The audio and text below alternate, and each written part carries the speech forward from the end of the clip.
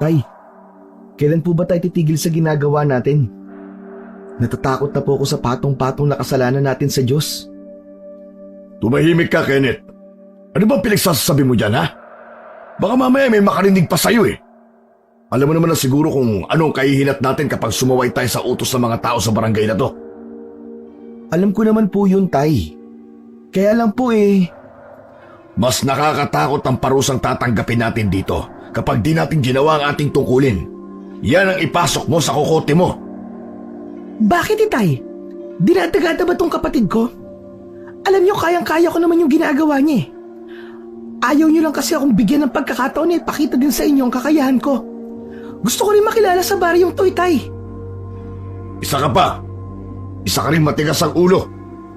Hindi ba't sinabi ko na sa'yo na manahimik ka na lang dito sa bahay? Ayokong masali ka sa ganitong klase ng gulo, Kendra. Hayaan mo na lang kami nitong si Kenneth ang bahala sa lahat.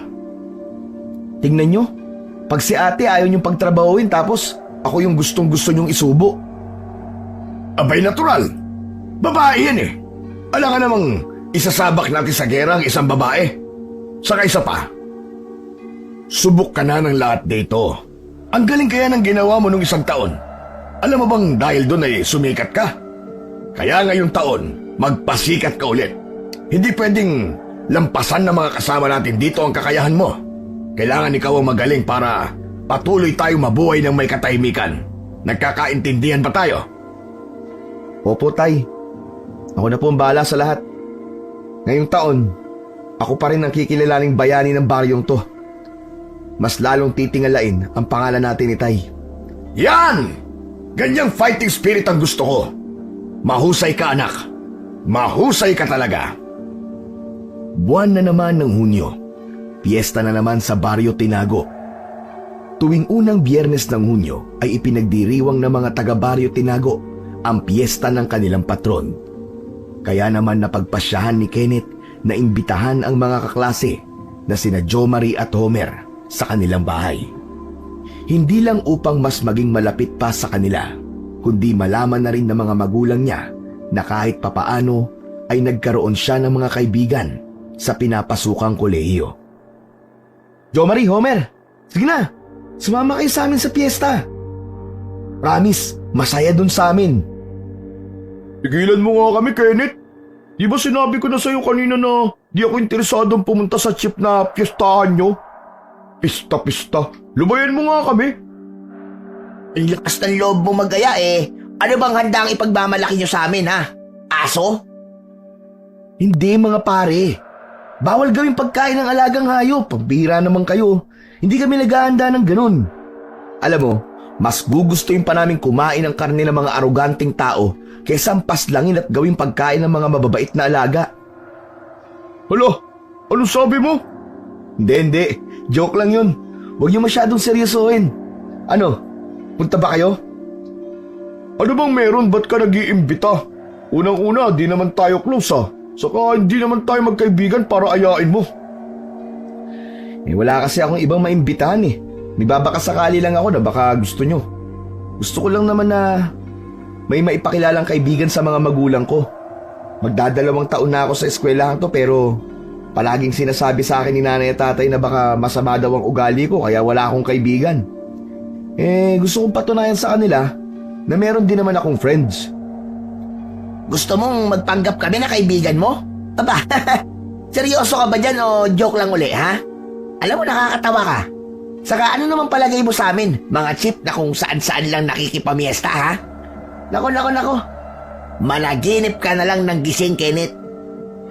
Kaya nga, hindi kami interesado sa mga pagkaing ihahanda nyo, no? Diyan ka na nga. Nagsasayang lang kami ng oras sa'yo eh. Tara na, Homer! Nalungkot si Kenneth sa sinabing yun ng kanyang dalawang kaklase. Hindi niya maiwasang mapaluha dahil sa labis na pagkapahiya. Nasabik pa naman siya na ipakilala ang mga ito sa kanyang mga magulang na sila ang mga natatangi niyang kaibigan, maski kunwari lamang. Gusto niyang mapasaya ang kanyang ama at kahit papano ay matuwa ang mga ito at hindi na mag-alala sa kanyang kalagayan sa eskwelahan. Ngunit sa kabila ng naging pagtanggi ng mga kaklase niya, ay sinabi niya pa rin sa magulang na meron siyang dadalhing mga kaibigan sa kanilang baryo upang maging saksi sa kanilang gaganaping kapistahan. Aba, talaga ba? Di mabuti kung ganon. Makakakilala rin kami ng mga kaibigan mo. Pero teka, sandali lang. Sila ba mga kaibigan mo talaga? Baka mamaya kaibigan mo lang sila kapag may kailangan sila sa'yo. Alam mo na, yung tipong mga makasarili tapos walang pakundangan sa pagsagasa sa kanilang kapwa.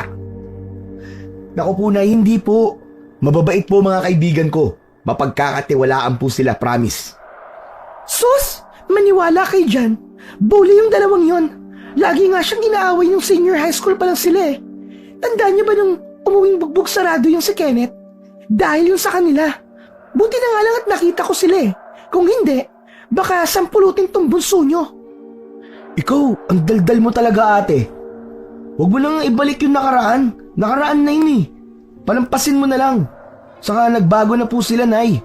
Mababait na po sila ngayon. Bigyan naman natin ng pangalawang pagkakataon, di ba? Tao lang sila na nagkakamali. Anong pangalawang pagkakataon ang pinagsasabi mo dyan? Nako, sinasabi ko na sa'yo, Kenneth. Tigilan mo na yung pakikibarkada mo sa mga tarantadong yun. Wala akong tiwala sa mga yun. Huwag ka masyadong mabait. Kaya ka na pagsasamantalahan eh. Siya. Tama na yan. Hayaan mo na tong kapatid mo, Kendra. Malaki na yan. At kaya na niyang magdesisyon at pumili kung sino ang kakaibiganin niya. Huwag na kayo magbangayan. Basta tay, ayoko makapunta-punta mga bully na yun dito sa bahay ha. Ay nako, Kendra. Bukas ang tahanan natin para sa lahat. Hindi ba, Mercedes? Isang maluwang na ngiti ang isinagot ng asawa nitong si Mercedes. Pagkatapos nga nilang maghapunan, ay tahimik na pumasok na ang magkapatid sa kani-kanilang mga silid. Kinabukasan ay maagang pumasok si Kenneth. Sabik na sabik itong inabangan sa entrada ng eskwelahan sina Jomari at Homer. Agad siyang nabuhayan ng loob nang makitang parating na ang mga ito. Totoo namang hangang-hanga siya sa datingan ng dalawa niyang kaklase. Malulusog kasi ang kanilang mga katawan at makikinis ang kanilang mga balat. Yun ang balat ng mga mayayaman, maputi at mamula-mula. Minsan niya nang nahawakan ng di sinasadya ang braso ni Homer at masasabi niyang napakalambot nun. Lihim siyang nainggit sa dalawa dahil ang kanyang balat ay kabaligtaran. Sunog na nga sa araw ay magaspang pa. Mabutit maaga kayong pumasok. Kanina pa ako nag-aabang dito eh. Gusto ko lang sanang tanungin kung makakasama kayo sa akin mamaya sa Tinago. Ay nako, Kenneth. Ang tigas naman ng ulo mo. Pwede bang aga-agay naninira ka ng mood? Lumabay ka nga muna. Aha! Talagang magdamag mong pinag-isipan na mapapayag kaming pumunta, no? Bakit ba kasi ayaw nyo? Promise, mag-i-enjoy kayo sa lugar namin. Maraming pagkain at saka... Sawaan na kami sa masasarap na pagkain. Baka lang kasi nakakalimutan mo. Kaya nga, saka alam mo pare, may nabalitaan ako. May nakapagsabi sa akin na pugad daw ng aswang ang baryong yun. Baka nga itong si Kenneth aswang din hindi ba? Hindi lang natin alam. Grabe naman kayo. Hindi naman totoo yun. Sa tinagal-tagal ko sa baryo namin wala pa naman ako nakikitang aswang. Tsaka, hindi totoo ang aswang. Huwag mo na nga kaming pinaglololoko, Kenneth. Kaya mo kami inaaya ay dahil gusto mong gumanti sa amin dahil sa ginawa namin sa noon. Ano, tama ba? Nabuking ka sa modus mo, no? Anong ganti? Walang ganun. Gusto ko lang talaga kayo maging kaibigan kaya ako kayo niyayaya. Saka, totoo namang wala pa ako nakikitang aswang kaya imposible ang mga ibinibintang nyo sa akin. Hindi nga totoo yun, maniwala kayo. Kung ganon, bigyan mo kami ng rason para sumama sa'yo. Sige nga. Saglit na natigilan si Kenneth, ngunit naalala niya na mahilig nga pala sa magaganda at sexy na babae, sina Jomari at Homer. Kaya naman napangisi siya at bumulong sa dalawa. Sige. Alam niyo ba, maraming mga sexy at magagandang babae sa lugar namin. Tapos, alam niyo kung anong maganda doon? Marami ang inosente. Talaga? Bahala kayo kung ayaw niyo sumama. Hindi ko naman kayo pinipilit eh. O sige, alis na ako ah. Bahala na kayo dyan. Taas noon niyang nilayasan ang dalawa na noon ay natigilan dahil sa hindi inaasahang sagot sa kanila ng binata. Tama si Kenneth dahil ang dalawa na yon ay hindi kayang tumanggi kapag babae na ang pinag-uusapan. Nagpamulsa pa siyang dumaan sa gitna ng dalawa. Mababakas ang isang matamis na ngiti sa kanyang labi. Alam na niya na sa pagkakataong yon ay madadala niya sa kanilang baryo ang kanyang mga kaibigan. Masayang masaya si Kenneth. Nang matapos ang huling klase nila para sa araw na yon, ay agad na lumabas si Kenneth upang umuwi. Sinadya niyang iwasan ang dalawa upang hindi makasabay sa paglabas ng campus. Alam niyang maski hindi niya yun suyuin, ay kusang gagawa ng paraan ng dalawang yun para humabol o pumunta sa kanila. Pre, nakita mo ba si Kenneth? Kanina pa ako palinga-linga pero di ko makita eh. Ha? Andyan lang siya kanina. Lokong-mokong na yun ah. Tinakasan niya kaya tayo? Lang niyang yun? Bakit? Sasama ka ba sa tinago? Eh, kung sasama ka, edi sasama na rin ako. Eh minsan lang naman tayo magkaroon ng chance na pumasyal, di ba? Ano kaya kung subukan natin? Baka nga totoong maraming magagandang chicks doon, tol. Ikaw talaga. Pinairal mo na naman ang pagiging mahilig mo sa chicks. Kaya pala interesado ka na kaagad eh. Bakit ba ikaw, hindi? Tara na nga, hindi natin pag-usapan yan. Ano pang iniintay mo dito? Pasko? Tara na, alis na tayo! Katanghali ang tapat nang lakarin ng dalawang binata ang daan papunta sa baryo Tinago. Nagdesisyon silang sundan ang kanilang kaklase dahil naniwala ang mga ito sa buladas ni Kenneth tungkol sa mga gandang babae. Dahil na rin sa pagtatanong ay natuntun nila ang masikip na daanang yon. Hindi nila alintana ang hapdi at sakit na dulot ng mainit na araw. Kapansin-pansin na rin ang pamumula ng kanilang mga balat. Wala naman kasi silang nadala na anumang bagay na maaaring pananggalang sa sikat ng araw. Pambihira! Bagay na bagay pala ang pangalan ng lugar na to eh. Tinago nga talaga ang lugar na to, tol. Ang layo mula sa bayan. Tapos, kailangan palakarin papasok. Ay, ano ba yan? Hindi naman kasi pwedeng pumasok ang mga kotse dito. Motorsiklo siguro pwede. Yun nga lang. Bakit nga ba kasi hindi mo sinakyan ang motorsiklo mo? Hindi ko naman kasi akalain na may lakarin tayong ganito kahaba eh. Kung alam ko lang, di sana eh. Kotse na yung dinala ko. Visit na Kenneth yan. Ano bang pakana niya at nagpauto tayo ng ganito? Kaya nga eh. Kaso nandito na tayo eh. Ituloy na lang natin. Pero hindi ka ba natatakot sa dinadaanan natin? Parang habang lumalayo tayo, papasukal ng papasukal. Hindi kaya naliligaw na tayo? Hindi pa naman natin kabisado ang lugar na to. Wala namang kaso yan. Pwede naman tayong bumalik kung gusto natin eh. Sa palagay ko dire-direct yung daan lang naman to. Kaya hindi tayo maliligaw. Saka pwede naman tayong magtanong ah. Hibang ka na ba? Kanino ka naman magtatanong dito ah? Sige nga, sa mga puno, sa talahib, sa mga ibon. Pampira tong taong to. O baka gusto mo magtanong sa engkanto na nasa puno. O ayan o, sige, tanungin mo. Ito naman galit na kagad. Di syempre, magtatanong tayo mamaya. Hindi ko naman sinabing ngayon eh. Pero galit na galit, gusto malakit. Kaya lalaking tao kala mo may period.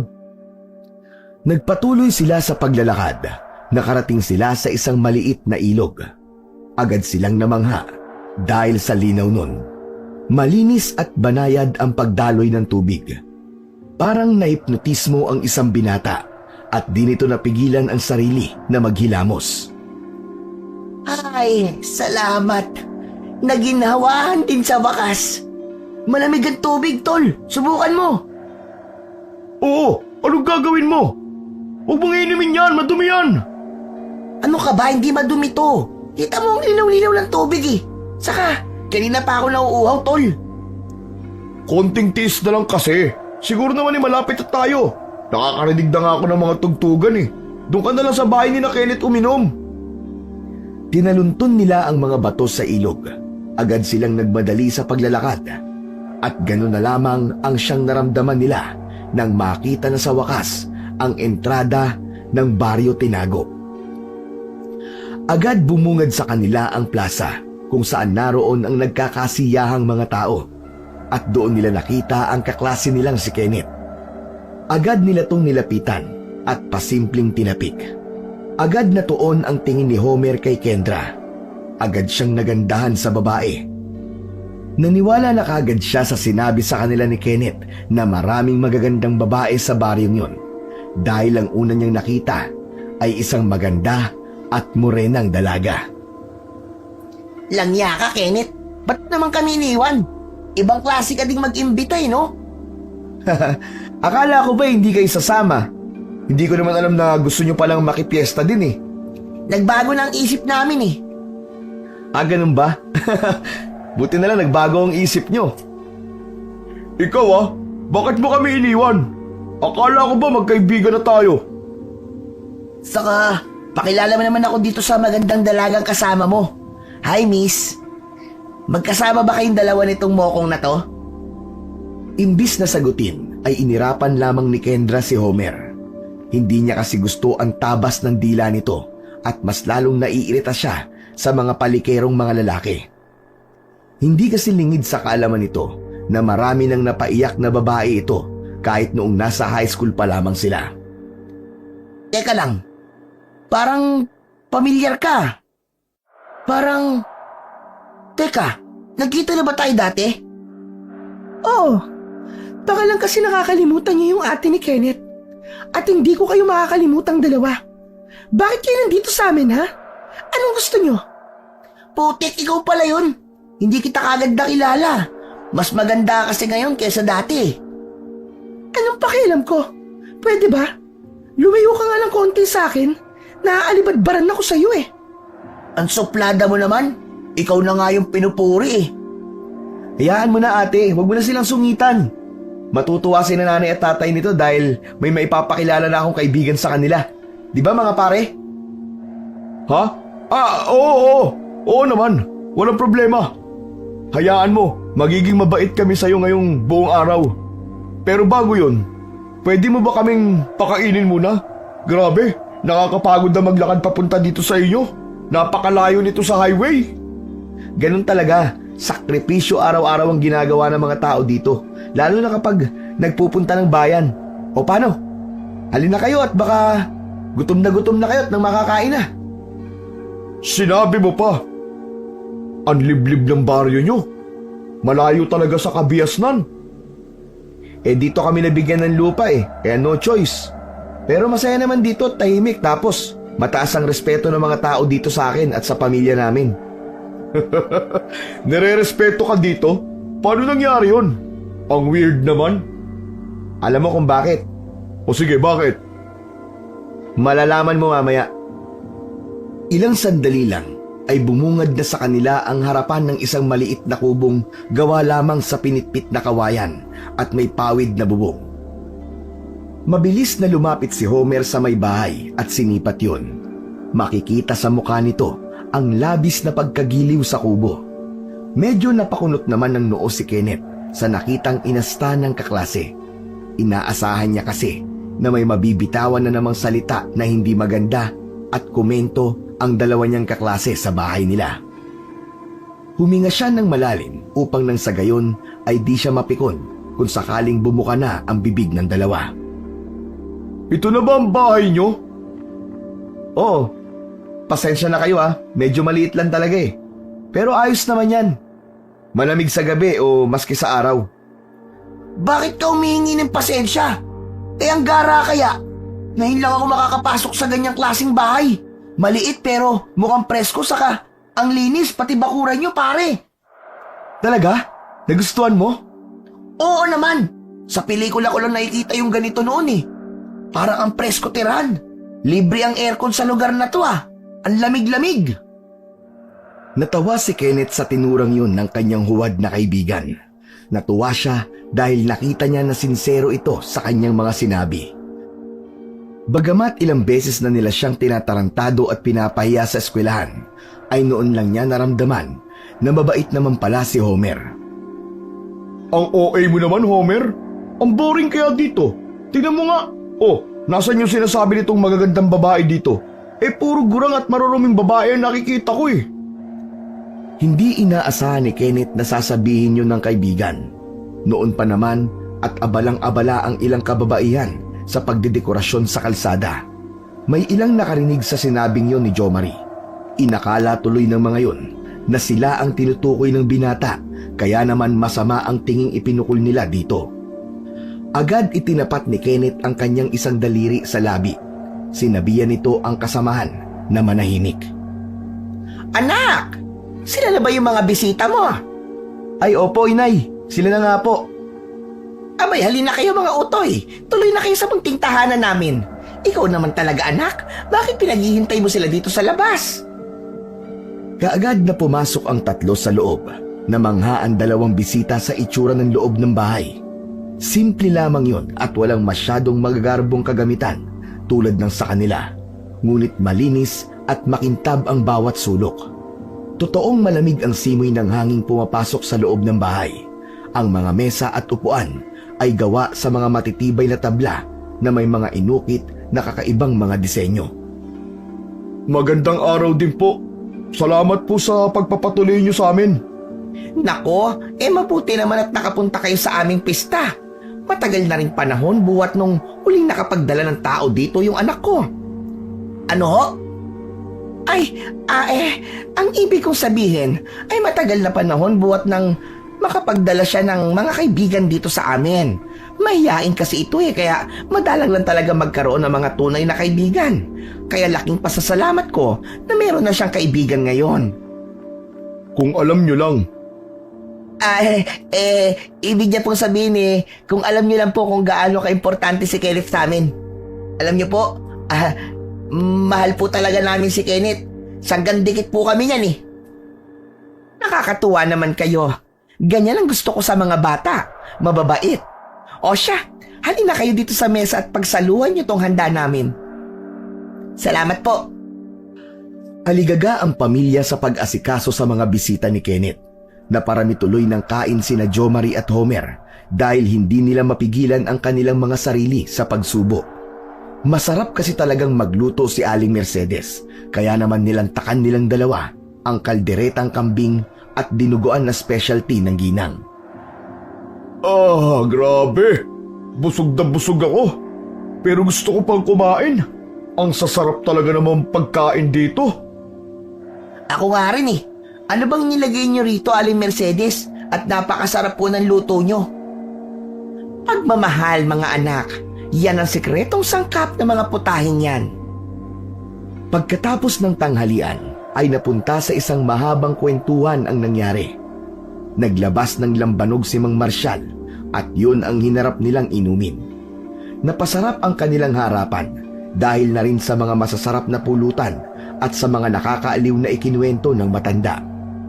Nang maubos na ang imbak na lambanog, ay saka lamang napansin ng dalawa na papadilim na ang paligid. Nagtinginan na lamang sina Jo Marie at Homer na para bang nag-uusap gamit ang mga mata. Alam kasi ni Homer na bawal gabihin si Jo Marie at pagagalitan siya ng kanyang mga magulang. Istrikto kasi talaga ang mga ito pagdating sa kanya dahil nag-iisa lamang siyang anak ng mga yon. Huy, may problema ba? Baka kasi mag-alala ang mami ko Hindi pa ako nagpaalam sa kanila na pupunta ako sa baryo nyo. Pero sa tingin mo ba kaya pa ba natin ang lumabas sa baryong to nang di naaabutan ng gabi sa daan? Pre, alam mo naman yung haba ng nilakad dating kanina, di ba? Yun na nga Nako mga iho, dito na kayo matulog ngayong gabi. Tignan nyo yung mga sarili nyo. Mapupula na ang mga mukha nyo. Ibig sabihin yan, lasing na kayo. Hindi nyo na kayang umuwi, maniwala kayo sa akin. Totoong sinabi ni Itay. Mahirap ang daan sa gabi lalo na at palaging tumataas at lumalalim ang tubig sa ilog. Panigurado, hindi na kayo makakadaan doon.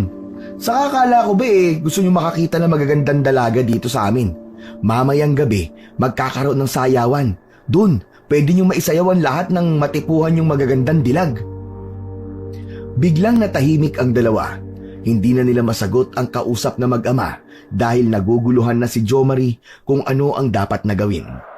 Nais niyang umuwi dahil tiyak na magdedelikado na naman ang kanyang allowance at ang oras ng kanyang paggala kung sakali man na hindi nga siya makauwi sa kanila bago sumapit ang gabi.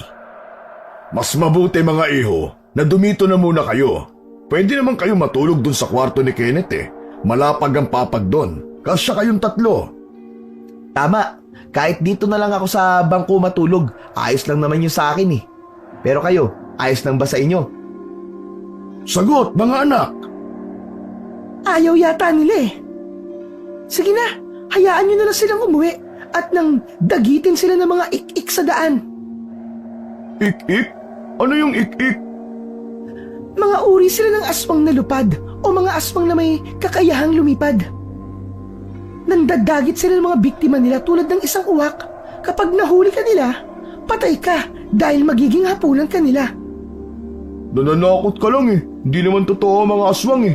Kwentong bayan lang ang mga ganyan at gawa-gawa ng may malilikot na isipan. Kung totoo yan, nakakita ka na ba? Oo naman. Gusto mo makakita? Sumama ka sa akin mamayang madaling araw. Gusto na yan, Kendra. Tinatakot mo ang ating mga bisita. Mga iyo, yung akin lamang naman, inaalo ko kayo na dito na sa bahay matulog pansamantala kasi nga kabisado ko na ang ilog sa mga oras na ito. Ano bang gusto nyo? Matulog dito sa bahay na komportable? O doon sa may tabing ilog na di madaanan? Ay naku tay, hindi na kailangan pag-isipan yan. Dito na lang po ako. Bahala na po yung mama ko. Minsanan lang naman ang galit na yon. Matitiis ko po yun kesa doon sa maglakad sa dilim. Natatakot po ako sa dilim eh. Siya nga pala, may tanong po ako. Sige, ano yun? Totoo po ba na pugad ng aswang ang Baryo Tinago? Gusto niyo talaga malaman ang totoo? Walang aswang dito. Walang katotohanan ng mga chismis na kumakalat sa school. Nagsimula lang naman ang kwentong yun dahil sa isang lalaki na nakatakas ay galing dito sa baryo namin na may nakita raw siyang aswang dito. Siya lang naman ang bukod tanging nakakita nun eh. Wala naman siyang patunay. Pero sa palagay nyo, totoo ba yung chismis? Makulit ka rin no? Pero sige, kung sakali man na totoo ngang may aswang na nakita ang taong yun, malamang sa malamang ay naligaw lang ang aswang na yun dito sa lugar namin. Ganun kasi ang mga aswang eh. Gustong gusto nilang nagagawi sa mga ilang na lugar. Gustong gusto nila yung mga tago o liblib na lugar. Nako, si ate naman oh. Tinatakot mo na naman ng mga kaibigan ko eh. O ito tubig oh, para may masmasan kayo. Kung gusto nyo, matulog muna kayo sa kwarto ko. Para kahit paano bumaba ang mga amats nyo. Para may lakas kayo mamayang gabi pag nagpunta tayo dun sa plaza. Inabot ng dalawa ang baso at diretsyong nilagok ang laman ng tubig. Ilang minuto lang ay nakaramdam sila ng labis na pag-iinit. Pre, parang init ah. Oo nga pre. Baka may ventilador kayo dyan, Kenneth. Nako, baka ngayon palang umi-epekto sa katawan nyo ang lambanog. Normal lang yan. Maya-maya mawawala din yan. Hindi eh. Ang init talaga eh. Oo nga, ang init. Di ko na kaya. Sa paningin ni Kenneth ay tila merong kakaiba sa dalawa niyang kaibigan. Dahil kasi sa init na nararamdaman ay para silang mga asong bigla na lamang naglaway at tila nawawala sa sarili. Ang suot na polo ni Homer ay pinagpunit-punit nito, samantalang si Jomari naman ay nagpagulong-gulong sa sahig. Diskumpiyado siya sa nangyayari sa dalawa, kaya naman nilapitan niya ang kanyang ate Kendra para tanungin. Te, anong ginawa mo? Ba't sila nagkaganyan? Oh, ba't ako kagad? Aba, malay ko sa mga yan. Teka, hindi ka ba natutuwa dahil at least makakaganti ka na sa mga bully na yan? Tingnan mo sila oh, parang mga siraulo. Ate naman, wala naman sa usapan natin ng ganito eh. Kenneth, hindi pwedeng wala sa usapan ito. Alam mo kung bakit sila nandito, di ba? Huwag mong sabihing aatas ka. Hindi pwede yun. Gusto mo bang mapahamak ang pamilya natin ng dahil sa kanila? Hindi naman sa ganun. Kaya lang, mukhang mababait naman pala sila eh. Nagkamali ako na sila ang dinala ko dito. Tama na yan. Wala na tayong magagawa tungkol sa bagay na yan. Pero bakit nga sila ganyan? Ano nangyayari sa kanila? Tulad ng dati, anak. Naninibago ka pa ba sa gamot na ibinibigay natin sa mga bisita natin? Alam mo na, akala ko kasi talaga susubukan talaga nilang umuwi kanina kaya pinakain ko sila ng gamot. Hayaan mo na, maya-maya lang ay tulog na ang mga ito. Maglinis ka na ng katawan mo. Hindi ba't pupunta ka mamaya sa plaza? Opo, sige Nay. Kayo na po ang bahala sa kanila. Pagkaalis ni Kenneth ay nagkatinginan ang dalawang babae. Isang nakakalokong ngisi ang makikita sa kanilang mga labi.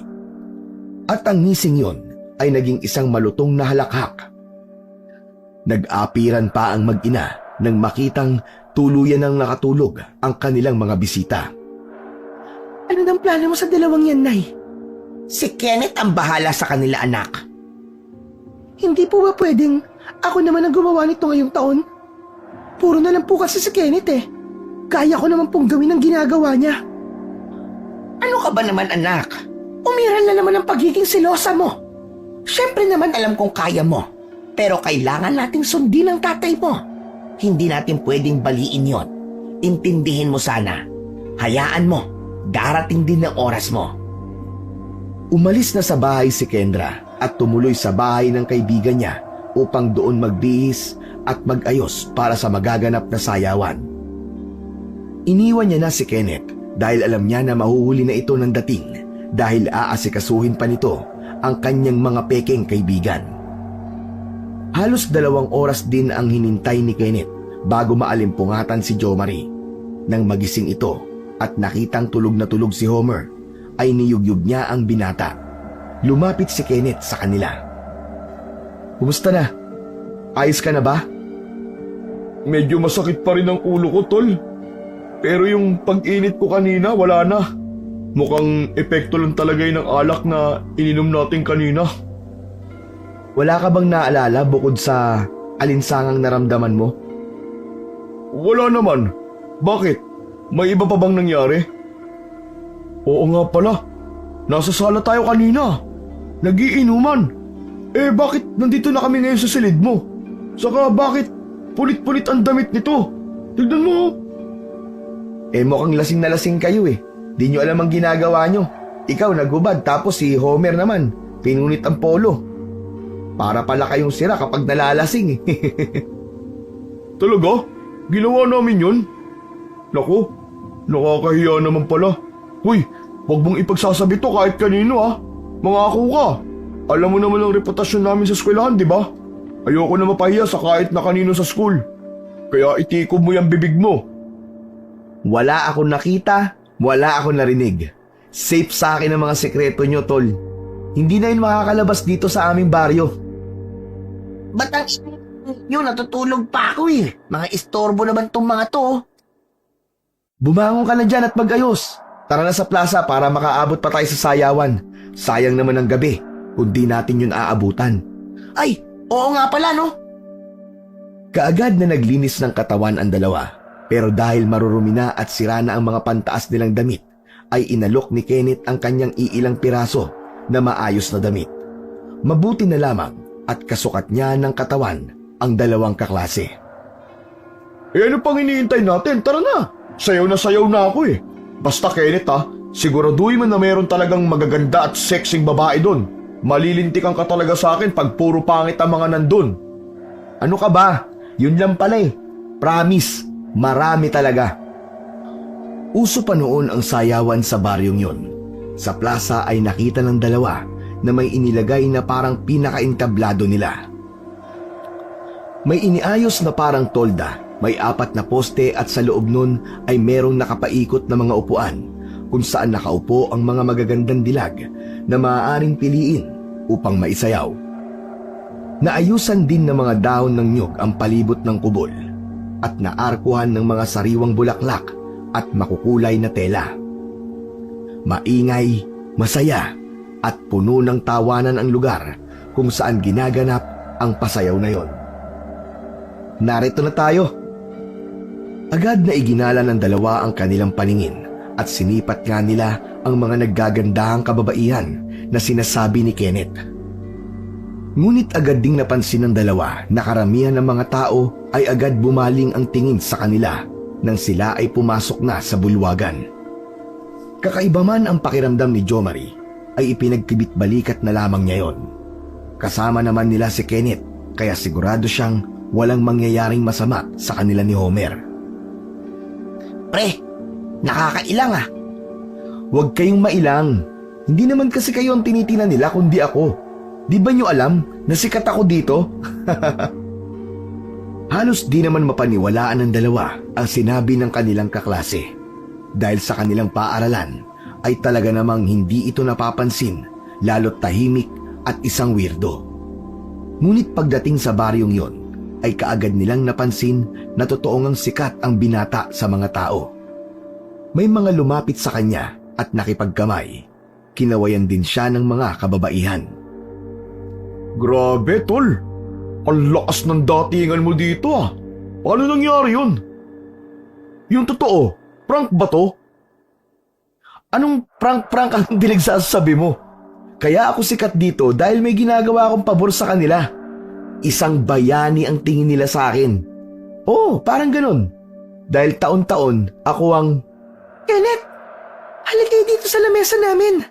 Papuntahin mo mga kaibigan mo dito at ipapakilala ko sila sa mga kaibigan ko. O tara na, tinatawag tayo ni ate. Ipapakilala daw kayo sa mga magaganda niyang mga kabarkada. Ang bagal niyo naman, dalian niyo na, tara! Yun naman pala eh. Pag talaga babae ang usapan eh, mabilis ka pa sa 4:00 eh. Tumigil ka nga dyan, magkaparehas lang naman tayo eh. Paglapit nila sa lamesa kung saan nakaupo si Kendra, ay kaagad nakilala ng dalawa ang mga magagandang dilat na naroon. Napatunayan nilang nagsasabi nga ng totoo si Kenneth sa kanila. Ngunit isang babae ang pumukaw sa mga mata ni Jomari. Yun ay ang babae na nakaupo sa kabilang bahagi ng bulwagan. Mahaba ang itim niyang buhok, maamo ang kanyang mata, at hindi maitatangging isa siya sa may pinakamagandang muka sa lahat na naroon. Yun ang piniling unang makasayaw at makilala ni Jomari. Hello, magandang gabi. Pwede ba kitang maisayaw? Isang maining ngiti ang isinagot ng dalagang yon. Isang malamyos na awitin ang pumailan lang sa hangin. Hinawakan niya ang bewang ng dalaga at ang babae naman ay hinawakan siya sa kanyang balikat. Nagsimula silang umikot at umindayog ng dahan-dahan. Agad napansin ni Jomari na madaming mga mata ang nakatingin sa kanila. Parang pakiramdam tuloy niya ay biglang uminit ang paligid dahil ang halos lahat ng atensyon ng mga taong naroon ay nasa kanila na. Napansin din niyang meron pang nagbubulungan at ngumingisi. Hindi na lamang yun pinansin ng binata dahil nakapokus lamang siya sa magandang muka ng kanyang kasayaw na habang tumatagal na tinititigan ay mas lalong gumaganda. Maliit at bilugan ang muka na animoy isang manika. May kataasan ang ilong at mapula ang mga labi. Bagay na bagay sa malaporselanan nitong kutis. Balingkinitan din ang katawan nito na type ni Jomari. Ako nga pala si Jomari. Ikaw, anong pangalan mo? Nagpakilala ang babae bilang si Lira. Sinabi nito sa kasayaw na binata na di naman talaga siya sanay na makihalubilo sa iba maski sa ganoong mga okasyon. Inilit lamang daw siya ng kanyang pamilya dahil yun ay ang kanyang 18 taong kaarawan. Kailangan niyang lumabas upang maging ganap ang pagbabago. Anong klase ng pagbabago naman yan, Lira? Ngunit hindi na sinagot ng dalaga ang tanong niyang yon. Natapos ang kanta, kaya ang mga magkakapareha ay nagsibalik na sa kani-kanilang mga pwesto o upuan. Inihatid na rin ni Jomari ang kanyang kasayaw, sabay sabing muli siya nitong isasayaw sa mga susunod na tugtugin. Bumalik ito sa kanyang mga kasama na si Kenneth at Homer, na noon ay panay na ang naging hikab dahil sa antok. Tuwang-tuwa namang ikinuwento ni Jomari ang kanyang mga nalamang impormasyon sa babaeng nakasayaw. Magaan daw kausap si Lira, mabait at mahinhin. Uy pre, si Lira nga yun. Siya ang pinakamagandang dilag dito sa baryo namin. Mukhang natipuhan ka. Nagpapakit sa'yo eh. Huwag ka nga maingay pare. Nahihiya ako eh. Mahihiya ka pa pala ah. Ngayon ko lang nalaman yun ah. Tumahimik ka nga. Pre, tanong lang. May boyfriend na ba yun? Ano kasi kursunada ko talaga eh. Bala ko sanang diskartehan ngayong gabi. Baka sakaling mapasagot ko. Ang ganda-ganda niya talaga kasi. Single yan no? Ano ka ba? Safe ka dyan. O sige, sabi mo yan ah. Dahil sa nalaman ay kaagad na naghamon ang binata at sinabing mapapasagot niya kagad ng gabing yon si Lira. Wala namang nagawa si Homer kundi ang suportahan na lamang ang kanyang kaibigan. Mag-enjoy lang kayong dalawa ha. Pero may isa lang akong ibibilin sa inyo. Huwag na huwag kayong mambabastos ng mga babae dito. Alam na nila yan, te. Sa muling pagtugtog ng musika ay kaagad na muling tumayo si Jomari at nilapitan si Lira upang muli nang maisayaw. Pre, iihi muna ako ah. Pwede lang ba dyan sa tabi-tabi? Pwede naman, basta siguraduhin mo lang na walang tao para di ka masita. Sige pre, mabilis lang naman ako umihi eh. Sige na, bilisan mo na at baka mamaya maihi ka pa dyan sa pantalon mo. Habang nasa sayawan ang ilang kabataan, ay meron namang nag-iikot sa bulwagan upang magbigay ng mga beer. Kaagad na nagsali ng beer sa baso ang binatang si Kenneth at nilagok yun. Ang sarap talaga ng beer. Sana totoong ma-enjoy ko ang gabing to. Sana matapos na. Ayoko na talaga. Maya-maya pa ay napansin niyang lumapit sa kanya ang ate Kendra niya at kinalabit siya. Agad siyang tinanong nito kung nasaan ang mga kasama niya. Sinabi naman ni Kenneth na nakikipagsayaw si Jomari samantalang si Homer naman ay naghanap ng lugar para makaihi. Malapit na ang oras, Kenneth. Uwi na tayo. Baka nag-aalala na si nanay at tatay. Ano? Talaga ba? Halos kauupo lang namin dito ah. Di pa nga umiinit ang puwet ko sa pagkakaupo eh. Saka, di pa ako nakakapagsayaw. At sino naman ang gusto mo makasayaw dito? Alam mo namang di natin kalahay ang mga tao nandito eh. May kursunada ka ba sa kanila? Wala, syempre. Ayan ka na naman eh. Mga asar ka na naman ate. Kilala ko kung sino. Si Lira yun, di ba? Akala mo di ko alam na kanina ka papailalim na tumitingin dun sa mga sumasayaw? Kilala kita. Alam ko kung kailan masama ang loob mo at kung kailan ka masaya. Kita ko sa mga mata mo na nagsiselos ka kay Jomari habang isinasayaw niya ang babaeng gusto mo. Tama ba ako? May tama ka na ate. Uwi ka na at lasing ka na. Kung ano-ano na sinasabi mo eh. Ikaw ang kailangan umuwi. Tsak na iniintay ka na nila tatay sa bahay. Sige na, at susunod na lamang ako kagad. Samantalahin mo ang pagtakas habang wala dito ang mga kasama mo. Sige ate, mauna na ako sa bahay. Magkita na lang tayo doon. Tumango na lamang si Kendra at tinanaw ang papalayong kapatid. Nang tingnan niya ang oras, ay halos 1 oras pa naman bago ang nakatakdang oras na pinakahihintay nila, lalo na ng mga kasama nila sa sayawang yon. Bumalik pa siya sa umpukan at ipinagpatuloy ang pag-inom ng nakalalasing na inumin kasama ang barkada niya. Samantala, habang naglalakad si Kenneth, ay may bigla siyang naramdaman na mabilis na sumunod sa kanya.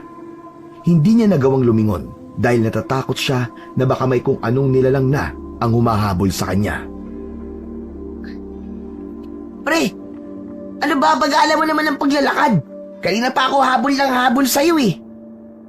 Homer? Ay, Homer, ikaw lang pala. Paano mo ako nasundan? Nakita lang kita na naglalakad eh, kaya sinundan kita. Saan ka ba pupunta? Inaanto ka na ba? Hoy, hindi ah. Pinatawag lang ako ni tatay. Pinauwi ako, baka may iuutos. Ang killjoy naman ng tatay mo. Alam niyang nasa plaza ka bigla kang papauwiin. Halika nga, samahan na kita. Paano si Jomari dun? naiwan. Balikan mo na lamang siya doon at samahan mo muna. Babalik din naman ako kaagad eh. Nako, hayaan mo na ang Moko na yun doon. Nag-i-enjoy na yun sa sarili niyang mundo kasama yung Lira na yun. Sasabahan na lang kita. Tara na. Pero Halika na, para makabalik din tayo kaagad. mabilis na naglakad ang dalawa kaya mabilis din nilang narating ang bahay ni na Kenneth. Nakita ni Homer na nagsasaboy ng asin si Mang Marshall sa itaas ng bubong at sa paligid ng bakuran nito. Hindi maintindihan ni Homer kung para saan ang ginagawang yon ng matanda. Ngunit na naglabas na ito ng isang taling bawang at isinabit yon sa kanilang bintana, ay doon na nagkaroon ng kakaibang hinala ang binata. Labis siyang kinabahan nang makita ang mga bawang at asin na nagkalat sa buong kapaligiran. Doon napagtanto ni Homer na ang mga bagay na yon ay pangontra sa mga aswang. Nais niyang tanungin ang kanyang kasama ng mga oras na yon, ngunit pinigilan niya ang kanyang sarili. Sa isip ay sinasabi niya sa sarili na mas ayos na ang magkunwaring loko-loko at walang alam upang magamit yon sa pagpapakatuso kung kinakailangan. Tay, narito na po ako. Ay, mabuti naman. Ang ate mo, kasama mo ba? Hindi po, nagpaiwan po sa plaza. Teka, ba't kasama mo to? Yun na lamang ang nasabi ni Tatay Marshall nang mapalingon at makita niya sa tabi ng anak ang isa nilang bisita na si Homer. Nangunot ang noo nito at tinitigan ng may kahulugan ang anak. Napayuko naman si Kenneth at di matagalan ang matatalim na titig ng ama. Oh, narito na pala kayo. Bakit naman tatlo kayong umalis kanina, dadalawa na lamang kayo ngayon? Nasaan na yung isa? Halina, pasok kayo. Muli ako nagluto na makakain natin hanggang mamaya. Naku busog na po ako, auntie. Pero kakain pa rin po ako niyan maya-maya lang. Pagdating na lang po siguro ni Jo Marie. Hindi na babalik yun. Po? Hindi na babalik yun dito mag-isa. Pwede namang sumabay yun sa mga kabataan na uuwi rin mamaya. Huwag ka mag-alala, Homer. Pagkatapos kong kumain, ay tsak na babalik ako doon at susunduin ko si Jo Marie. Samantala, sa loob ng sayawan ay nagkakagulo na dahil sa ginawang paghalik ni Jo Marie sa dalagang si Lira.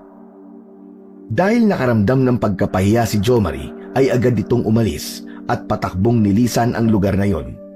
Dahil hindi kabisado ang daan, ay napasuot ito sa isang masukal na gubat. Mabibigat naman na mga yabag ng paa ang kanyang narinig at sigawan ng mga taong humahabol sa kanya. Nakailang dasal na ang lalaki at halos lahat ng santo ay kanya nang natawag upang magpasaklolo sa kinasadlakan niyang sitwasyon. Takot na takot siya nang dahil sa nangyari. Sa daang nilalakaran ay di minsang natusok siya ng matutulis na sanga at tinik na mga halamang kanyang naapakan. Wala na siyang makita pang mga kabahayan sa lugar na yon at ang paligid ay ubod ng dilim. Wala na ang mga humahabol sa kanya. Natuwa siya dahil baka nailigaw na niya ang mga ito. Nagpatuloy siya sa paglalakad pero napansin niyang nagpapaikot-ikot lamang siya sa gubat. Nang mapagod ay tumabi muna siya at nagpahinga sa tabi ng isang malaking puno. Sinasabi ko na nga hindi ako dapat nagpunta dito. Ang bihira Nasaan na ba si Homer? Paano ako makakauwi sa bahay ni na Kenneth? Bigla siyang napatingala nang makarinig siya ng tunog ng ik-ik. Labis siyang kinilabutan nang maalala ang kwento ni Kendra tungkol sa aswang na dumadagit. Maya-maya pa ay naramdaman na niyang tila may mga matang nakamasid sa kanya. Dahil sa di niya nakinaya ang takot ay muli niyang inihakbang ang kanyang mga paa. Nagsimula siyang maglakad ng mabilis nang may mga narinig siyang malalakas na alulong sa di kalayuan. Isang malakas na hangin ang biglang sumalubong sa binata. Ganun na lamang ang kanyang pagkataranta nang makita ang isang napakalaking ibon na papasugod sa kanya. Napayuko siya nang dadagitin na siya ng nilalang na yon. Muli siyang tumakbo upang takasan ang malaking ibon. Naguguluhan na siya sa mga nangyayari. Nag-alangan siya sa kung ano ang dapat niyang gawin. Dagdag parusa din sa kanya na naglalaro sa isip niya ang mga kwentong narinig tungkol sa aswang. Sinubukan niyang mag-isip ng malinaw at magkunwaring matapang pero wala siyang maisip na paraan para makatakas sa paghahabol ng aswang na yon. Nanginginig na ang kanyang tuhod dahil sa magkahalong takot at pagod. Nakita niya muli ang aswang na muling papasugod. Tinodo niya na ang kanyang pagtakbo at iniwasan hanggat makakaya ang ilang pagsubok ng aswang na siya ay dagitin. Nakaihi na siya sa kanyang salawal ng dahil sa takot. Nagkandasugat-sugat na din ang mga braso niya at muka dahil sa matatalas na halaman na kanyang nadaraanan. Pero hindi niya inalintana yon. Ang mahalaga sa kanya ng mga oras na yon ay ang makaligtas siya sa tiyak na kamatayan, ang makalayo siya sa humahabol na aswang. Bigla niyang naisip ng mga oras na yon na mas kaya siguro niyang harapin ang galit ng tao kesa sa aswang. Hihingi na lamang siya ng tawad kay Lyra sa kanyang ginawa. Wala siyang kaalam-alam na ang pupuntahan ay mas higit na nakakatakot kesa sa loob ng gubat. Parami na kasi ng parami ang tao sa sayawan. Halos lahat ng mga tao sa baryo ay nagsipuntahan na upang makisalo sa isang espesyal na pagkain. Lyra! Lyra, tulungan mo ako! Tulungan niyo po ako, may aswang! Sigaw ni Jo Marie nang makalabas sa gubat at mapunta muli sa plaza. Kaagad niyang hinanap si Lyra, ngunit di niya ito makita sa loob ng sayawan. Palapit na siya ng bulwagan nang biglang namatay ang ilaw. Binalot ng kadiliman ang plaza. Lyra? Lyra, nasan ka? Patawarin mo ako sa nagawa ko. Nakikiusap ako. Patawad! Muling nagkaroon ng kuryente. Nagpalinga-linga siya sa paligid. Subalit wala ang Lyra na kanyang hinahanap. Kinusot niya ang kanyang mga mata saka muling tinawag ang pangalan ni Lyra. Ngunit tila tinakasan na ng kulay ang kanyang muka nang sabay-sabay na lumingon sa kanya ang mga tao sa sayawan. Lahat sila ay matalim ang titig sa kanya at hindi kumukurap ang mga mata. Hanggang sa nakita niyang unti-unti ang mga itong lumalakad patungo sa direksyon niya. Kitang-kita niya kung paano nagbago ang kulay ng mga mata ng tao. Mula sa itim na mga mata ay naging pula ang mga yon. Naamoy niya ang sumisingaw na mabahong amoy sa paligid. Amoy yon ng nabubulok na basura o patay na hayop. Mas lalo siyang nahintakutan sa mga itsura ng mga yon nang makita niya ang matutulis nilang kuko at matatalim na pangil. Naglalaway din ang mga yon habang papalapit sa kanya. Wag! Huwag kayong lalapit! Sinasabi ko sa inyo, isusumbong ko kayo sa papa ko! Natatakot at nanginginig ang boses ni Jo Marie habang sinasabi niya ang mga katagang yon. Paatras siya ng paatras habang papalapit naman ng papalapit ang mga taga-baryo.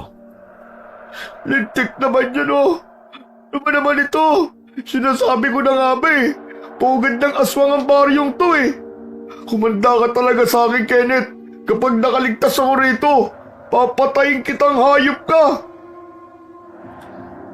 Natataranta na si Jo Marie at hindi alam ang gagawin. Naramdaman niya na lamang muli ang mainit na likidong dumadaloy na sa paa at binti niya. Naihina nga na naman siya sa salawal dahil sa sobrang takot. Tulong! Tulungan niyo ako! Homer, nasan ka? Tulungan mo ako, Homer! Sa kabilang dako ay wala namang kaalam-alam si Homer sa kasalukuyang nangyayari sa kanyang kaibigan. Sarap na sarap ang mga ito sa pagkaing inihanda ulit ni Aling Mercedes para sa kanila. Oh, Homer! Kain ka lang ng kain, ha? Sulitin mo na at baka hindi ka na ulit makakain ng ganyan. Baka nga po matatagalan na ulit, auntie. Pero dahil sa sarap po ng luto nyo, panigurado po babalik ulit ako dito sa susunod na taon para makipiesta. Kung aayain po ulit ako ni Kenneth. Ha? Ewan ko lang kung may piyesta pa ulit. Ano? Hindi ba taon-taon naman ang piyesta? Ang weird naman nun. Ang totoo kasi niyan, taon-taon naman talaga ginaganap ang piyesta. Kaya ako lang naman nasabi yun kasi nga, alam mo na, baka lumipat na kami ngayong taon sa bayan eh. Magiging sapat na kasi yung ipon namin para sa pangungupahan. Ha? Lilipat kayo sa bayan? Bakit? Mukha namang maayos dito ah. Maayos naman talaga kaso maraming responsibilidad na kailangang gampanan para mabuhay. Oh, etong inumin oh. Huwag ka na masyado mag-isip muna, Kenneth, ha? Medyo matagal pa siguro yung sinasabi mo. Ang sweet nyo naman po, auntie. Ganito talaga kami, pre. Pagpasensyaan mo na. Naku, wala yun. Naiinggit lang ako dahil close kayo sa isa't isa. Sa amin kasi, walang araw na hindi ako nag-aalmusal ng sermon sa bahay. Tapos kapag gabi naman, pampatulog ko pa yung sigawan ni na mama at papa. Ganun ba? Ipagdasal mo na lang na maging maayos din kayong pamilya. Bubuti rin ang sitwasyon nyo, maniwala ka. Biglang natigilan sa pag-inom ng tubig si Homer. Nang may sa di kalayuan ay narinig niya ang kakaibang pag-alulong ng mga aso. Napakarami nun at halos sabay-sabay.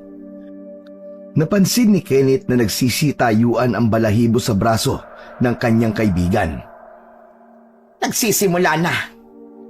Napatingin si Homer kay Mercedes at nakita niya ang matinding pag-aalala nito sa kanyang muka. Tinawag nito ang kanyang mister at panay ang tingin ng mga ito sa labas ng bahay. Kenneth, ano pang ginagawa mo dyan? Bilisan mo! Tignan mo mga bintana kung nakasarado na maayos. Dali! Opo, Itay. Si Kendra, hindi pa siya bumabalik galing sa sayawan. Nasaan ang anak natin, Marshall? Teka, hindi ba tang usapan bago dumating ang oras, kailangan niya nang umuwi? Ako, hindi kaya. Natakpan ng ginang ng kanyang mga palad ang kanyang bibig. Mas lalong naguluhan si Homer sa nakikitang labis na pagkataranta sa mukha ng dalawa. Maya-maya pa ay may kung anong mabilis na pagkatok ang narinig mula sa pinto. Nay! Nay! Ako to si Kendra! Pagbuksan niyo po ako, dali! Kaagad na binuksan ng ama ang pintuan ng kanilang bahay at pinapasok ang anak. Bakit kayong kalanga? Sobra mo kami pinag-alala ng tatay mo. Tay, ayos na po yung bintana. Ate Kendra, ngayon ka lang dumating? Oo, medyo napasarap sa inuman eh. Hindi ko na malayan ang oras saka may nangyari kasi sa sayawang kanina kaya hindi kagad ako nakauwi. Yung kaibigan mong si Jo Marie. Anong nangyari kay Jo Marie? Teka, anong ginagawa niyan dito? Hindi ba dapat naroon yan sa plaza at... Ano? Ba't di may tuloy yung sinasabi mo? Anong meron sa plaza? Anong nangyari sa kaibigan ko? Teka, sunduin natin si Jo Marie. Napakamot na lamang sa batok si Homer dahil di malinaw sa kanya ang mga nangyayari. Nakikita pa rin niya ang takot sa mga mata ng kanyang mga kasama sa bahay. Ngunit tumalima pa rin ito nang buksan na ni Kenneth ang pinto. Ngunit bago sila makalabas ay nakita niyang kinuha muna ni Kenneth ang isang pana at mga palaso. May isinukbit din itong punyal at mga pangontra tulad ng medalyon at mga bawang sa kanyang bulsa. Para saan naman ang mga yan? Huwag ka na magtanong. Tara na, sunduin na natin si Jo Marie. Sa daan ay hindi mapigilan ni Homer na manindig ang balahibo habang naglalakad sila patungo sa sayawan. May naririnig kasi siyang mga huni na hindi niya alam kung saan nanggagaling. Nang malapit na sila sa bungad, ay napansin niyang di sumusunod sa kanya si Kenneth. Paglingon niya ay nakita niyang nakatigil ito sa kanyang likod at nakatanaw sa plaza. Nang sundan niya ang direksyon ng paningin ng kaibigan, ay nagulantang siya sa kanyang nakita. Pinapaikutan ng mga tao si Jo Marie. Sumisigaw ito na tila nasasaktan. Teka, hindi kaya si Jo Marie yun? Dali-dali siyang kumaripas ng takbo upang puntahan ang pinanggagalingan ng sigaw. Ngunit halos mabuwal siya sa kinatatayuan nang makita kung ano ang nangyayari sa gitna ng sayawan. Kitang-kita niya kung paano lapain ng isang nilalang si Jo Marie na noon ay nakahandusay na sa lupa. Nakita niya si Jo Marie na napalingon sa kanya at binubuka ang bibig na para bang may gustong sabihin. Inilahad nito ang kamay na para bang nanghihingi sa kanya ng tulong. Hindi nakaligtas sa kanyang paningin ang luhang pumapatak mula sa mga mata ng kaibigan. Ilang saglit pa ay sabay-sabay na dumukwang ang mga tao at nilantakan ang kawawang si Jo Marie. Bago pa man niya makuha ang pansin ng mga nilalang na yon, ay agad na tumalikod si Homer at tumakbo pabalik kay Kenneth. Walang hiya ka, Kenneth! Totoo pala ang sinabi nila na pugad ng aswang ang lugar na to! Magbabayad ka, hayop ka! Nanlilisik ang mga mata ni Homer habang nakatingin kay Kenneth. Nagtataas baba pa ang balikat niya dahil sa hingal sa sobrang pagtakbo. Agad niyang dinaluhong ng suntok sa mukha si Kenneth. Hindi ito nakailag dahil sa labis na pagkabigla. Nabuwal pa ito at bumagsak sa lupa habang hawak ang panga na tinamaan ng suntok ni Homer. Patay na si Jo Marie! Pinagpiesta na siya ng mga aswang dyan sa sayawan! Walang hiya ka! Ikaw ang nagdala sa amin dito! Alam ko. Nakikita ko rin kung ano nakikita mo. Tara na! Bago pa tayo nila makita at maramdaman! Agad tumakbo si Kenneth, saka lamang sumunod si Homer nang mapansing may nakatingin sa kanyang aswang na naglalaway at papalapit sa kanya. Hoy! Hintayin mo ako, Kenneth! Walang hiya ka talaga! Kaagad nilang narating ang bahay ng kaibigan. Agad silang pinagbuksan ng kanyang tatay. Ano nangyari? Ba't ganyan ang mga itsura nyo? Tay, itago natin si Homer. Nakita siya ng mga aswang. Tsak na susugod dito ang mga yon. Sinasabi ko na nga ba? At pahamak lang yung mga yan sa atin. Ano na, Kenneth? Hindi mo ba kayang... Tumahimik ka na, Kendra. Tulad ng sinabi ko, pabayaan natin si Kenneth sa diskarte niya. Halika na, Homer. Kailangan kita maitakas sa baryo na to bago pa mangyari sa iyo nangyari kay Jo Marie. Kailangan mong umalis na dito para hindi din kami mapahamak. Lalabas tayo ulit? Saan tayo pupunta? Paano kung may mga nag-aabang na aswang sa paligid? Huwag ka mag-alala. May alam akong ligtas na lugar. Makakalabas tayo sa baryong to. Maniwala ka. Hindi ko alam kung dapat pa kitang pagkatiwalaan ngayon, Kenneth. Kailangan, Homer. Wala ka ng ibang makakapitan sa oras na to kundi ako. Bakit pa ba kasi kami dinala dito? Sa maniwala ka at sa hindi, wala akong masamang intensyon sa inyo ni Jo Marie. Kaso tong kaibigan mo, sabi ni ate, gumawa ng eksena sa plaza. Binastos si Lyra, kaya nagalit sa kanya ang mga aswang. Tara na, sumunod ka na sa akin, bilisan mo. Itatakas mo ba talaga siya? Oo, ate. Nahihibang ka na ba? Paano kung magsumbong yan?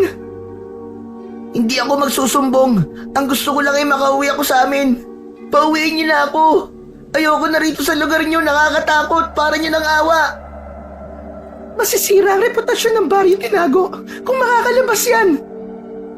Tama na, Ate Kendra.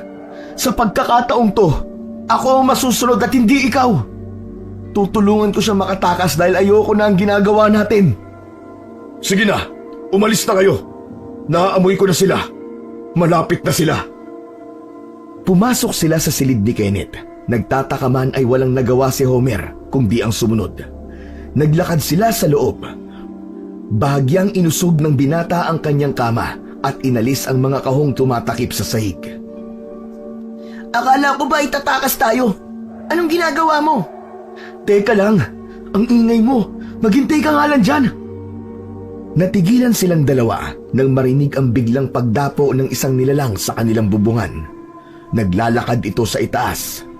Maya-maya pa ay hinawi ng nilalang na yon ang pawid at kitang-kita ni Homer ang isang nilalang na tila paniki nang tuluyang nasira na nito ang bubong. Kasing itim ng gabi ang kulay nun, mahaba ang katawan at may malapad na dalawang pakpak. Mapupula din tulad ng dugo ang kanyang mga mata. Kitang-kita yon nang mailawan ng liwanag mula sa flashlight ni Kenneth. Dali, Homer! Pumasok ka na sa loob! Bilisan mo! Ano yan? Anong meron dyan? Shortcut! Ayokong pumasok dyan! Anong klaseng shortcut ba yan? Pambihira naman o, ang dami mong tanong! Di ba sinabi mo gusto mo makaalis sa baryo namin? Pwes ito ang pinakaligtas na daan. Isa tong tunnel at sa dulo nito highway na. Makakalabas ka na at di na makikita ng mga aswang sa ilalim ng lupa. Sigurado ka bang ligtas ang loob niyan? Oo, Mas ligtas kaysa sa aswang na nasa bubong natin. Tumalima na si Homer. Pinasok nito ang sinabing tunnel. Habang nasa loob ay ginala niya ang mata niya sa paligid. Madilim doon, puno ng mga durug na lupa at alikabok. Makailang beses siyang napaatsing. Alam mo bang ang tunnel na to ay ginamit pa ng mga gerilya ng panahon ng mga Hapon? Tingnan mo, wala kaming binago sa tunnel na to. Itinutok ni Kenneth ang kanyang flashlight sa mga nabubulok ng kagamitan at materyales sa loob ng tunnel na yon. Muling tinakpan ni Homer ang ilong nang maamoy ang magkahalong singaw ng amoy, putik at amag. Pasensya ka na sa amoy, ha? Nakakatakot naman dito. Baka mamaya may biglang lumitaw na ahas o di naman kaya bangkay ng gerilya. Biglang tumawa ng malakas si Kenneth dahil sa sinabing yon ni Homer. Oh, ano naman nakakatawa sa sinabi ko? Wala, natawa lang kasi ako sa sinabi mong may babangong bangkay dito sa tunnel. Bakit sa palagay mo ba sa dami ng kababalagang nakita ko dito sa baryo nyo di posible ang sinabi ko? Sa bagay, may punto ka naman. Tanong lang ba't mo ito ginawa sa amin? Anong ibig mo sabihin? Huwag ka na magmaang-maangan. Akala mo ba tanga ko na di mapapansin ang palihim yung senyasan at maiintindihan ng makahulugan yung pag-uusap? Dinala mo kami dito ni Jomari para gawing pagkain ng mga aswang. Hindi totoo yan. Sandali, huwag mo sabihing aswang din kayo. Walang niya ka. Huwag kang lalapit sa akin, papatayin talaga kita. Sandali lang, Homer. Huminaong ka. Tao ko. Kung aswang kami, kanina ka pa sana namin nilantakan. Totoong baryo to at pugad ng mga aswang at totoo ring dinala ko kayo dito para maging alay sa kanila sa pagdiriwang ng kanilang pista. Sinasabi ko na nga, be. Ayop ka. Pinatay mo si Jomari. Tumigil ka na sa pagwawala mo. Patay na si Jomari. Wala na tayong magagawa pa sa bagay na yun. Ang importante yung ngayon. Gusto kitang itakas kasi nakita kong pwede ka rin naman palang maging isang mabuting kaibigan. Nababait ka, Homer. At napapasama lang sa kasutilan ni Jomari. Kaya kita inililigtas kasi nakukonsensya na ako. Konsensya? Alam mo ba ang tungkol doon? Gusto ko na magbago, Homer. Gusto ko na lumipat sa bayan para iwan na ang nakasanayan naming buhay dito. Ayoko na ng ginagawa ko. Sawang-sawa na ako sa pagdadala ng mga tao dito. Tatakas tayo, Homer. Ipinapangako ko. Makakalabas ka sa baryo na to. Magbabayad ka, Kenneth. Isusuplong ko kayo sa pulis. May motorsiklo pagdating natin sa highway. Oh, kunin mo to. Itong susi. Bahala ka kung anong gusto mong gawin, Homer. Walang imik na kinuha ni Homer ang susi sa mga kamay ni Kenneth. Kahit papaano, sa ginawang yun ng kaklase, ay naramdaman niyang sinsero nga ito sa pagliligtas sa kanya. Nagpatuloy sila sa mahabang paglalakad. Oh, hawakan mo tong flashlight. Bubuksan ko lang ang bukana. Andito na tayo. Tinanggal nito ang nakapatong na kahoy sa itaas ng tunnel. Biglang nakita ni Homer ang sumilip na liwanag mula sa buwan. Nauna nang lumabas ng tunnel si Kenneth. Agad naman siyang sumunod. Ngunit laking pagtataka niya nang paglabas niya sa lugar na yon ay wala na siyang nakitang highway. Wala rin siyang nakitang motor. Wala na rin si Kenneth sa paligid. Bagkus, ang nakita niya ay isang malawak na kagubatan, mapuno at nababalot ng nakakatakot na katahimikan. May narinig siyang mga kaluskos at sa paglingon niya ay nakita niyang nakatayo sa may di kalayuan si Kenneth. Nanlaki ang mga mata niya nang makitang nakatutok sa kanya ang pana ng kaibigan. Kaagad siyang tumakbo. Halos higitin niya ang kanyang paghinga nang maramdaman ang bahagyang hangin na dumaan sa kanyang punong tenga. Napatigil siya nang makitang palaso yun at sa kanyang pag-iwas ay bumaon ang bagay na yon sa punong nasa harap niya. Anong ibig sabihin nito, Kenneth? Bakit mo ito ginagawa? Ikaw kasi, sinabi mo na isusumbong mo kami sa mga pulis. Hindi pwede yun, Homer. Kailangan namin pangalagaan ang Baryo Tinago. Yun ang responsibilidad namin bilang nag-iisang karaniwang tao sa baryong ito. Hindi ko pwedeng ipagkanulo ang nag-iisang baryo na kumanlong na at nag-alaga sa amin. Ano? Hindi kita maintindihan eh. Ang Baryo Tinago ay aksidente namin natagpuan noong mga panahon na talagang para kaming tinalikuran ng langit. Tulad ni Jo Marie, muntik na rin kaming maging hapunan ng mga aswang na yun. Pero madali lang namin silang nakumbinsi na huwag kaming gagalawin. Dahil kahinaan nila ang paglabas sa baryo. Walang aswang na nakakalabas ng baryo. Ang tangi lang nilang inaasahan ay yung mga tao na maliligaw sa baryong to. Pagkatapos nun, ay dun lang sila makakatikim ng paborito nilang pagkain. Yun ay walang iba, kundi ang tao. Mga demonyo kayo! Mga demonyo kayo! Si tatay, isa siyang takas sa kulungan kaya tulad ng mga aswang, ay wala rin siyang lugar sa labas. Nakipagkasundo kami sa mga aswang na taon-taon ay magdadala kami ng mga tao sa baryong to. Kapalit ng din nila paggalaw sa amin. Pero tinraidor mo sila, hindi ba?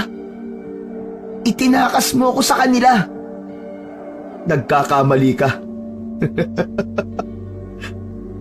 Isa lamang tong palabas. Bakit naman kita itatakas? Tuso ka, Kenneth. Napakatuso mo. Ayop ka. Manloloko ka. Ang boring naman kasi kung basta na lang kita bibigay sa kanila, di ba? Gusto kong palabasin sa kanila na malakas ako, na magaling ako sa pangangaso. At alam mo ba kung ano ang huhulihin kong hayop ngayong gabi na to? Ikaw. Kaya tumakbo ka na habang may oras ka pa. Pagkasabi nun ay hindi natinag si Homer. Tinitigan lamang niya si Kenneth at tinapunan ng mga nakakaasar na tingin. Dahil sa ginawang pagbabaliwala nito ay agad na napikon si Kenneth. Nilapitan niya ang kaklase. Habang papalapit ito ay binabantaan niya ito upang mas lalong matakot. Ngunit hindi kumikilos si Homer. Hinintay nito na makalapit sa kanya si Kenneth. Hinayaan lamang niya na dumaldal ito ng dumaldal. Naglalaro na sa isip niya na kaya niyang labanan ng lakas laban sa lakas ang sinungaling niyang kaibigan.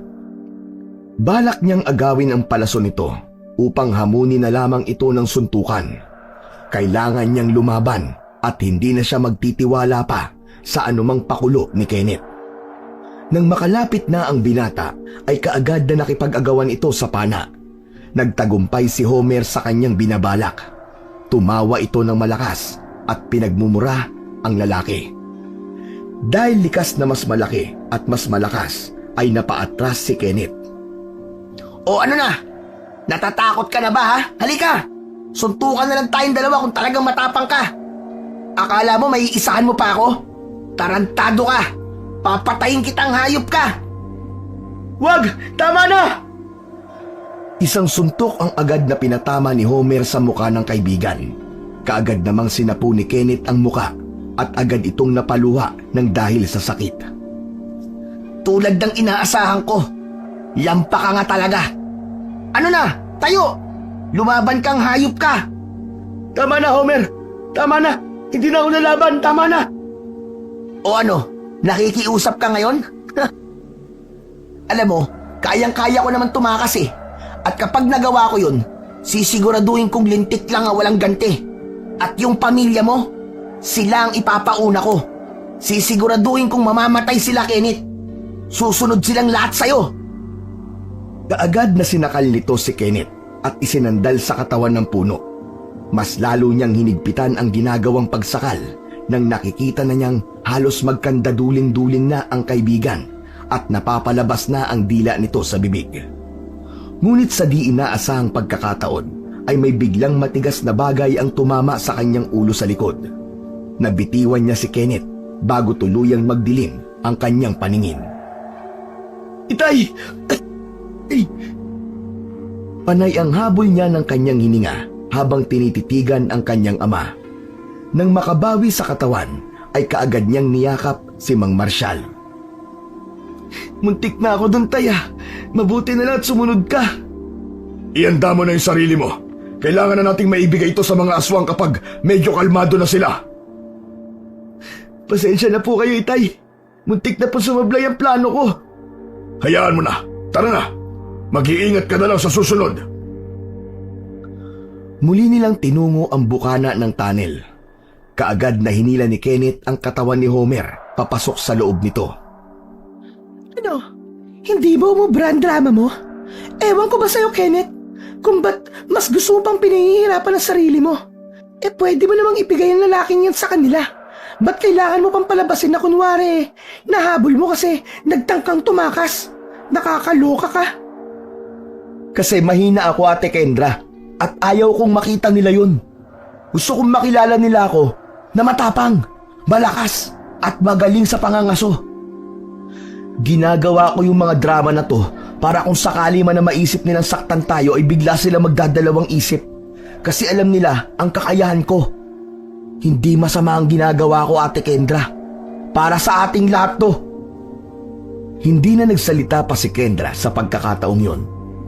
Hindi alam ni Homer kung gaano siya katagal na wala ng malay. Ngunit nang idilat niya ang kanyang mga mata, ay may liwanag siyang naaninag. Kukusutin niya sana ang kanyang mga mata, ngunit hindi niya maigalaw ang kanyang mga kamay. Ano to? Ba't nakatali ang mga kamay ko? Inilibot niya ang kanyang mata at nakita niyang nakahiga siya sa isang mahabang mesa na may pulang tela. May mga nakakatakot na taong nasa harap niya. Tahimik ang mga yon, nakatayo at tila may inaabangan. Nakita niya rin ang katawan ni Jomari na nakalagay sa isang lamesang di kalayuan ang distansya sa kanyang kinaroroonan. Halos buto na lamang ang natira sa katawan ng kaibigan at ang kalahati ng laman ng ulo ay di man lang pinatawad ng mga aswang. Doon na muling tumulo ang kanyang mga luha. Alam niyang tapos na ang laban niya, hindi lamang sa away nila ni Kenneth, kundi maging ang pakikipaglaban niya para sa kanyang buhay. Ang mga aswang na nakikita niya ang alam niyang magiging dahilan para di na siya makaalis sa lugar na yon. Naisip niya bigla ang kanyang mga kapamilya at bumulong siya ng tawad, lalo na sa kanyang mga magulang dahil sa katigasan ng kanyang ulo. Ngunit huli na para magawa niya yon ng personal. Tumatakbo na ang oras. Palapit na siya ng palapit sa isang madugong kamatayan. Mga kababaryo! Siguro naman ay nagustuhan ninyo ang una naming handog sa inyo. Pero hindi pa doon nagtatapos ang sorpresa namin sa inyo. Dahil muli, ay nahuli ng aking anak na si Kenneth ang nagtangkang tumakas na dayo. Halika kayo at pagsaluhan ninyo ang pinakamasarap na handa para sa pistang ito. Nataranta si Homer nang marinig ang sinabing yon ni Mang Marshal. Kaagad niyang sinubukang kalagin ang mga tali, ngunit hindi niya yun nagawa. Sadyang maigpit ang pagkakatali sa kanya. Para ito sa pagpapatuloy ng ating kasunduan at magandang pagsasamahan dito sa Baryo Tinago. Nanlaki ang mga mata ni Homer nang makita niya si Lyra. Dahang-dahang lumapit sa kanya. Maya-maya pa, nang nasa tabi niya na ito, ay itinaas nito ang kanyang isang kamay. Dahil sa liwanag ng buwan, ay kitang-kita niya ang unti-unting paghaba ng kuko nito na nagmistulang matalim na karit at nakahanda ng itarak sa kanyang dibdib. Isang nakakabinging sigaw mula kay Lyra ang kanyang narinig at kasabay nun ay ang pagbaon nito ng kamay sa tapat ng kanyang dibdib. Sumuka ng dugo si Homer at napaigik dahil sa sobrang sakit na kanyang nararamdaman habang pinipilas ang kanyang laman, at ang huli niyang nakita bago siya malagutan ng hininga ay nang itaas ni Lyra ang kanyang puso at kinain yon. Isang patak ng luha ang kumawala sa kanyang mga mata bago nangisay at nawalan na ng buhay. Tuwang-tuwa ang mga magulang ni Lira at ng kanilang mga kababaryo dahil ganap na ngang tinanggap ni Lira ang pagiging bagong aswang nito. Samantala, ang mag-aama naman ay umalis na sa plaza at iniwan na ang katawan ni Homer habang pinagpipiestahan ng mga gutob na aswang. Kailangan din nilang gawin yon dahil tulad nila, may mga pagkakataon din na nagiging tuso ang mga aswang. Dalian mo at baka mamaya mawala sila sa kanilang sarili at baka makalimutan nilang kasangga nila tayo. Mas mainam na nag-iingat. Agad nilang isinara ang pinto ng kanilang bahay at nagkulong ang apat sa loob ng silid ng kanilang mga magulang. At doon nila hinintay ang panibagong pagsikat ng araw. Nakatulog naman sila ng payapa at tahimik sa kabila ng kakilakilabot na nangyari sa magdamag. At kinabukasan, paggising nila ay muli nilang pinagplanuhan ang gagawin nilang pagdadala ng mga tao para sa muling pagdiriwang ng pista sa Baryo Tinago. Tay, kailan po ba tayo titigil sa ginagawa natin?